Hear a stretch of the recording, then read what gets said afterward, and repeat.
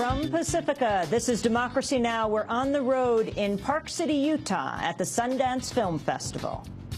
Every minute they waste on this frivolous lawsuit, they're not able to waste on other frivolous lawsuits. Like, ooh, my coffee was too hot. It's coffee! The woman, she purchased the coffee and she spilled it on herself. I mean, it wasn't like the McDonald's employee took the coffee, threw it on her. Now, that in itself, then she would have had a lawsuit. It's just people just are greedy and want money, and they'll do anything to get it. You may have heard of the McDonald's coffee case, but did you know the victim's name? 79-year-old Stella Liebeck suffered third-degree burns in over 16% of her body. And you may not know, corporations spent millions distorting the story to promote tort reform and alter our country's civil justice system.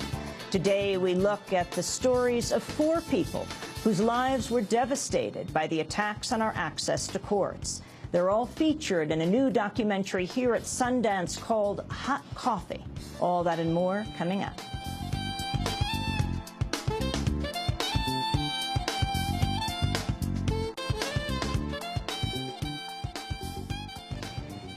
Welcome to Democracy Now!, democracynow.org, The War and Peace Report. I'm Amy Goodman. We're broadcasting from Park City, Utah. Alleged Arizona gunman Jared Loughner appeared in a Phoenix courtroom Monday to face charges in connection with the shooting rampage that killed 6 people and wounded 13 earlier this month. Monday's hearing dealt with a series of charges on attempting to kill federal employees, including Congressmember Gabrielle Giffords. Asked for his plea, Loughner was silent. The court entered a not guilty plea on his behalf. U.S. military investigators are reportedly faltering in their effort to prove a direct link between WikiLeaks and the alleged Army whistleblower Bradley Manning. According to NBC News, investigators have found no evidence Manning passed classified U.S. documents directly to WikiLeaks founder Julian Assange, or that the two had any contact. The U.S. government has scrambled to find a direct link as part of an effort to indict Assange for prosecution. Manning's currently imprisoned at the Marine base in Quantico, Virginia, in solitary confinement. On Monday, the human rights group Amnesty International wrote the Pentagon to protest what it called Manning's inhumane treatment. President Obama will deliver the annual State of the Union address tonight on Capitol Hill. Danny Hernandez, the openly gay Latino intern credited with saving the life of Congressmember Gabrielle Giffords in the Arizona shooting, will sit next to the First Lady, Michelle Obama, as the Obama special guest. During his speech, Obama is expected to advocate a centrist agenda that critics have compared to the Clinton-era approach of triangulation. However, Obama isn't expected to endorse the recent calls by his deficit commission to raise the retirement age and reduce Social Security benefits.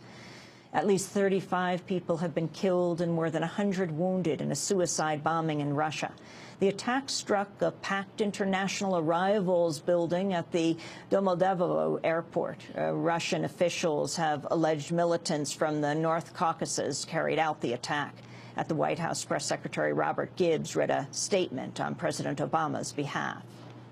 I want to express the solidarity of the American people with the Russian people in the aftermath of this premeditated attack against innocent civilians. Michelle and I offer our deepest condolences to the Russian people who have suffered greatly at the hands of terrorism. We share your sorrow and are resolved to stand with you in our common fight against those who use terrorism for their political goals. In Iraq, at least 22 people were killed and 75 wounded in 2 separate car bombings Monday. At least 151 people have died in a number of bombings to hit Iraq over the past week. Newly released documents show Palestinian negotiators have offered the Israeli government major concessions on the rights of Palestinian refugees.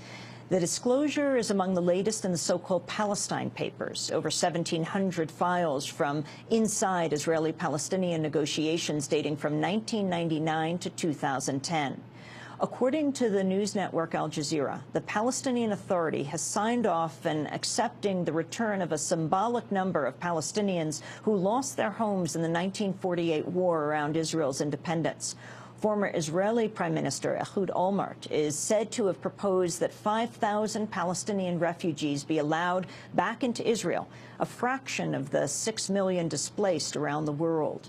In Lebanon, a Palestinian refugee criticized the Palestinian Authority's leadership. This latest scandal proves that we have a serious legitimacy problem in the Palestinian context. We have a leadership imposed from abroad that does not represent the realities of our people. We have a situation whereby our people's reality is deteriorating day by day. Concession after concession is being made, and yet we are getting nothing in return.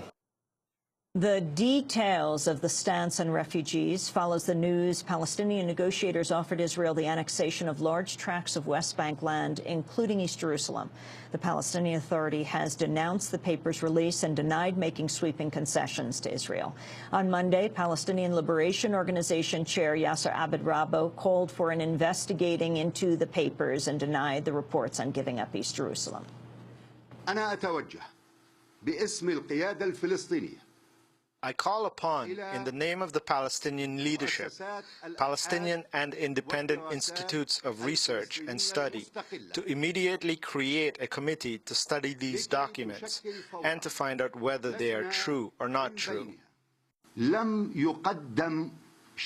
Nothing regarding East Jerusalem has been put forth which goes beyond the position which Abu Mazen told Olmert once, twice, and 10 times.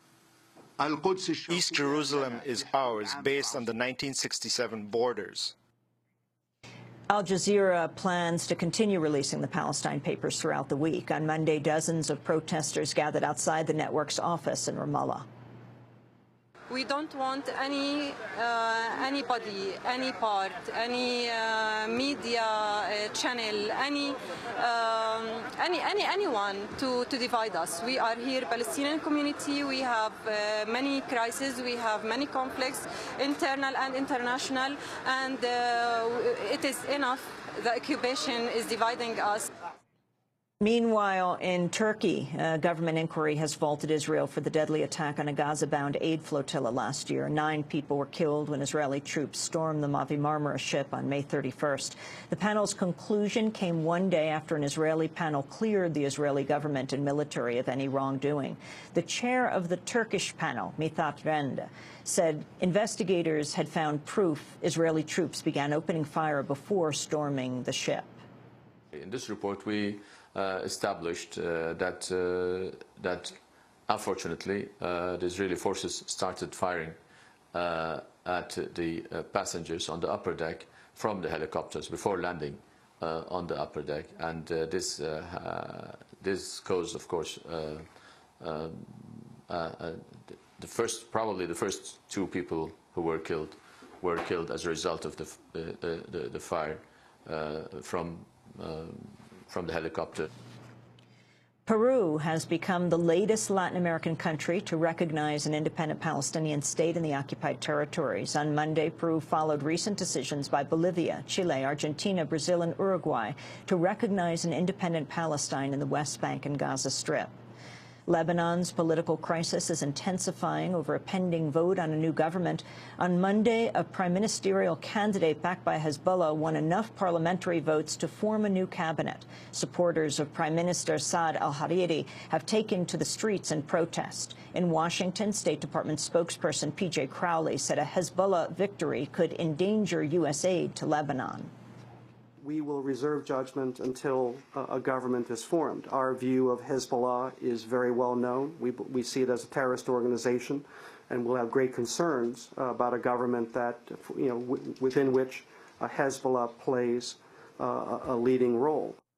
Secretary of State Hillary Rodham Clinton visited Mexico Monday to voice support for Mexican President Felipe Calderón's efforts on combating powerful drug cartels. Clinton acknowledged human rights abuses in Mexico's drug war, but said Calderón's government has improved its record. I think that what Mexican law enforcement is doing to both reform at the same time that they take on the drug traffickers is essential, and a commitment that we stand ready to help them carry out. And I also believe that the very successful efforts by the Mexican military deserve support as well, and we have offered any support that they would be interested in pursuing. Over 30,000 people have died since Calderon launched military operations against the cartels 4 years ago. The American Civil Liberties Union has obtained government documents on the deaths of 190 prisoners at U.S.-run prisons in Iraq, Afghanistan, and Guantanamo. According to the ACLU, between 25 to 30 of the deaths appear to fit the category of, quote, unjustified homicides. An Illinois appeals court has struck down the bid of former White House Chief of Staff Rahm Emanuel to become mayor of Chicago. In a 2-to-1 ruling, the court rejected Emanuel's eligibility to run in next month's city election on the grounds he hasn't resided in Chicago long enough to appear on the ballot. Emanuel vowed to appeal to the state Supreme Court. I still own a home here. Look forward to moving into it one day. Vote from here. Pay property taxes here. I do believe that the people of the city of Chicago deserve the right to make a decision on who they want to be their next mayor. The Chicago Elections Board has already placed an order for 2 million ballots, excluding Rahm Emanuel's name, with printing beginning today. New figures show a surge in corporate donations to top House Republicans over the past 2 years. According to the Washington Post, major healthcare companies have given Republican leaders at least $5 million since 2009. House Majority Leader Eric Cantor received over $6 million in corporate money during the 2010 midterms, including $2.4 million from the financial industry. Overall, finance records show corporations from fields including banking, insurance, energy, and agribusiness have given their biggest donations to Republicans heading the committees overseeing their industries. And in Vermont, a landmark measure has been introduced to revoke the granting of personhood rights to U.S. corporations. The bill calls for a constitutional amendment declaring, quote, corporations are not persons under the laws of the United States. The measure's introduction Friday came on the first anniversary of the Supreme Court Citizens United ruling, which opened the floodgates for unlimited corporate spending on election campaigns. And those are some of the headlines. This is Democracy Now!, democracynow.org, The War and Peace Report. I'm Amy Goodman.